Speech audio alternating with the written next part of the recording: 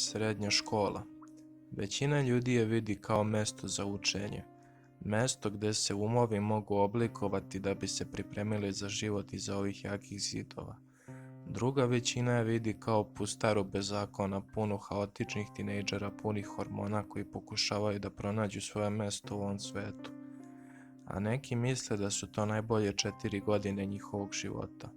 Kao da su agonija i čudne veze nešto najbolje što im se dogodilo za života. Moje osjećanja za školski život su uglavnom drugačija, iako se retko srećem događaja, neka prijateljstva nikad neću zaboraviti.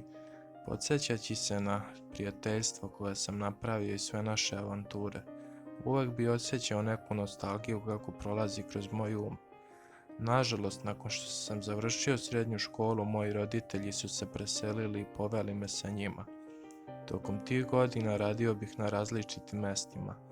Eventualno našao sam posao na kojem sam ostao, što je malo iznenađujuće, i radim tamo otkad znam za sebe. Jedina mana je bilo što je posao zahtevao da se preselim u skroz drugu državu. Ovo me je odvojilo daleko od roditelja i još dalje od grada u kojem sam se rodio. Zbog ovog sve sam više osjećao kao da se udaljavam od ljudi iz moje prošlosti. Ljude koje sam nazivao najboljim prijateljima sada deluju samo kao kolege. Bez obzira na napredak tehnologije, nikad se nisam trudio da održim konekciju sa svima njima.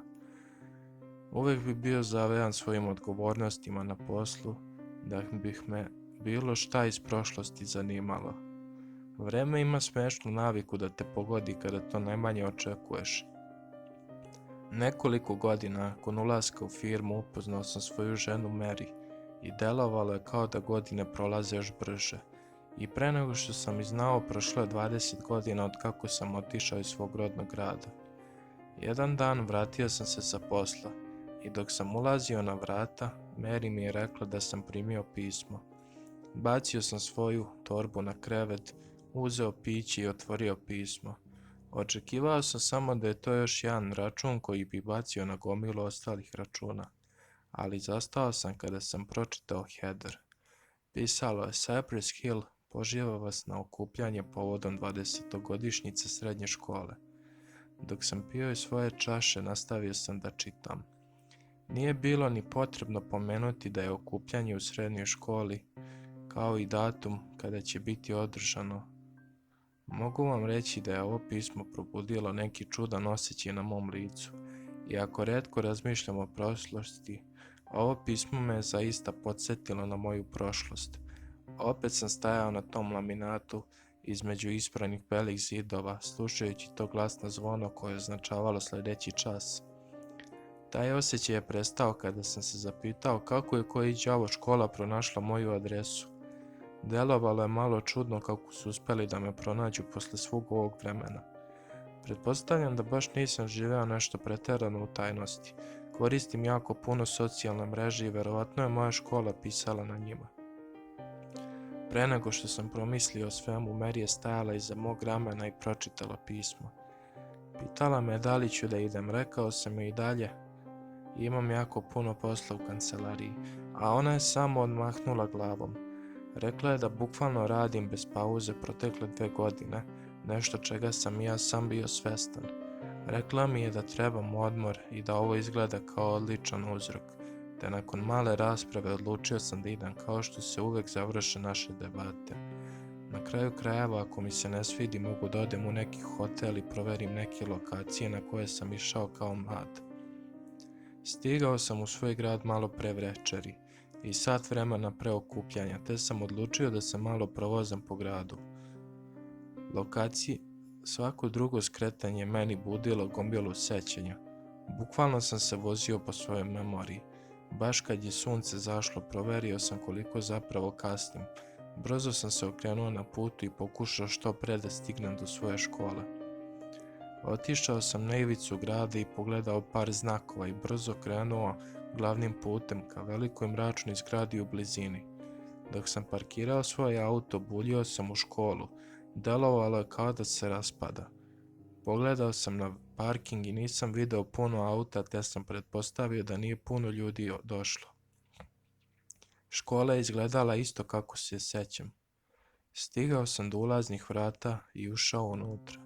Čim sam ušao, izgled škole me je sačekao nespremnog, ali pretpostavljam da je to samo radi atmosfere. Dok sam prolazio hodnikom, sve više i više sam postajao nesiguran u vezi ovog. Iako je škola izgledala baš kao što je se sećam, nije se osjećala tako. Cijela zgrada je delovala beživotno, sve učionice su bile zatvorene, pauči na ormarićima i mesto je delovalo kao da nije korišćeno godinama. Iako je bilo leto, pretpostavljam da je jednostavno nisu čistili. Izašao sam iza ugla i video neku svetlost na kraju hodnika. Svetlo je dopiralo iz sale. Počeo sam da se osjećam malo bolje nakon što sam potvrdio svoje sumnje.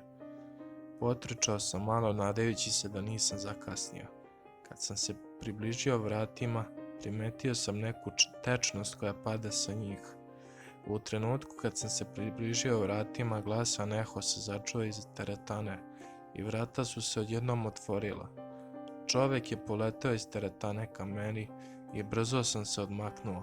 Okliznuo se na tečnost i pao na zemlju. Kada je pao, pogledao sam u teretanu i nisam verovao šta vidim. Svetlo za koje sam mislio da je od sobe su zapravo bile sveće postavljene po prostoriji. Između njih bila su tela. Tela sa različitim ljudima su samo ležala na podu i na svakom od njih je bilo nešto. Delovala su ljudski, ali očigledno to nisu bila. Bili su sivi, a tela su izgledala kao da su pravljene od ogledala. Njihovi prsti su izgledali kao razbijeni parčići stakla. Svi su delovali bez emocija. Dok sam samo stajao tu raširenih usta, osjetio sam da me neko hvata za nogu. Istom trenutku otrgao sam se, pogledao sam dole i to je bio čovjek koji je proleteo kroz vrata. Pogledao u mene, u izdahu rekao samo jednu reč: trči. Tek tada nekakva staklena stvar izletela iz sobe, probola ga i isekla. Ta stvar okrenula je svoje lice ka meni i gledao sam je samo kako se polako vraća i menja. Nakon samo par sekundi, njegovo metalno lice popremilo je lice čoveka koje je upravo iseklo. Tek tada video sam još jedno od tih srebrnih stvari kako se približava vratima. Nije bilo teško reći da gleda u mene. U istom trenutku krenuo sam da trčim kroz hodnik. Zvukovi mojih stopa na laminatu delovalo kao da odzvanjaju neprestano. Nisam gledao iza mene sve to vreme. Razvalio sam prednja vrata nogom te pao na parking. Dok sam dolazio vazduhu, pogledao sam iza sebe po prvi put i video ga kako se približava ulaznim vratima. Okrenuo sam se i nastavio da trčim ka svom autu. Uleteo sam u njega i nagazio koliko god je moj auto dozvoljavao. Dok sam se vozio i mislio o svemu, rešio sam da obavestim policiju u ovome. Nakon neprijatne tišine, pitali su me da li se zajebavam, te mi je objasnila da moja srednja škola nije korišćena više od 10 godina. Rekla mi je da je škola zatvorena i da su učenici premešteni u veću zgradu, u drugom kraju grada.